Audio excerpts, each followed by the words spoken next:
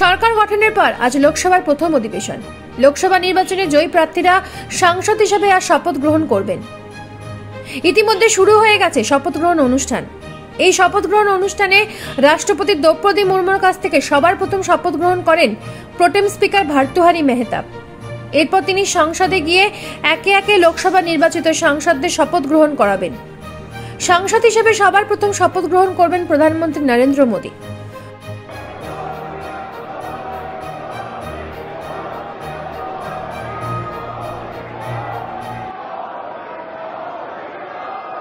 मैं Narendra Damodar Das Modi,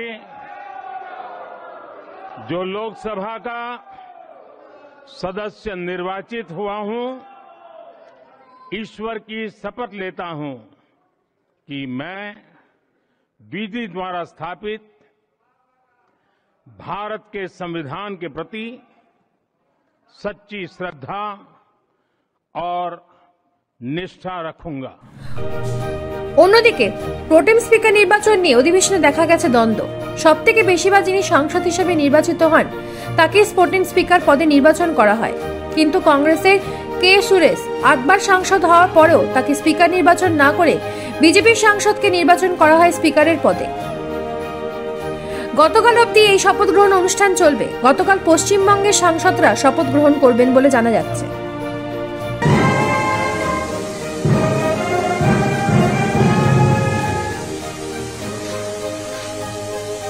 bureau report, news prime Bangla.